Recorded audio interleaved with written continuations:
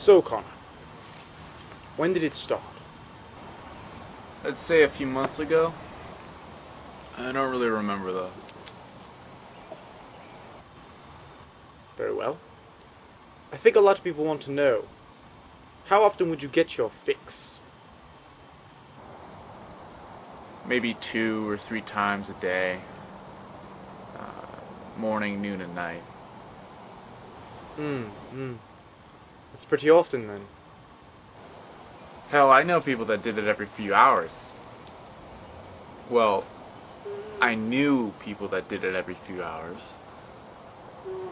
I don't know where they are now. And what did it feel like?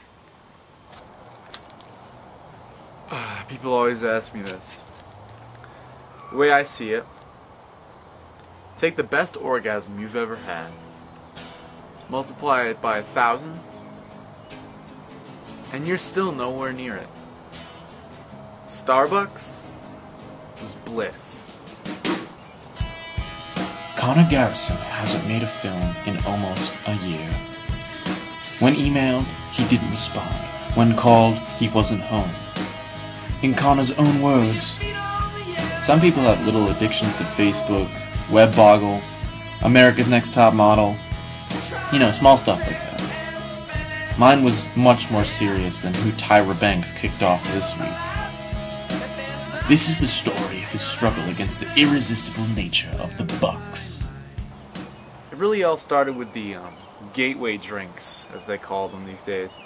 You got your regular grande coffee, hot chocolate, seasonal drinks like the honey latte. After that, though, it really just spun out of control. I would be getting 4, maybe 5 shots of espresso, and then downing that with a venti cappuccino. I was in a dark place at the time, darker than any French roast you've ever seen.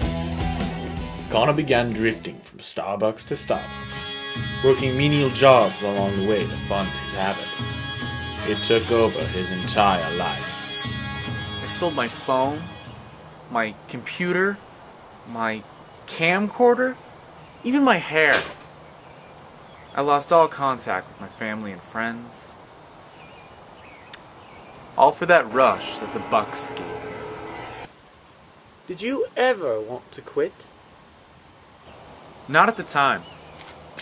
It really wasn't until the incident. What incident? One time, I needed some money, and I saw this ad to pose nude for what I thought was going to be a community art class. When I got to the address, it turned out to be this creepy dude's house. I went through with it. It was worth it, I guess. I mean, he paid me in a couple of Starbucks double shots. But some of the things he made me do still haunt me to this day. Well, what kinds of things? Oh, I really prefer not to go into it, but I will say that it involved some baby oil, a gorilla costume, and several rolls of duct tape. That was the day I realized that I had a problem and I needed help. Conor checked himself into a rehabilitation clinic in May of 2008, and he's been recovering there ever since. So how are you doing now? I'm better. I'm better, but I still have a long way to go. Well, the best of luck to you, Mr. Garrison. Thank you. Thank you very much.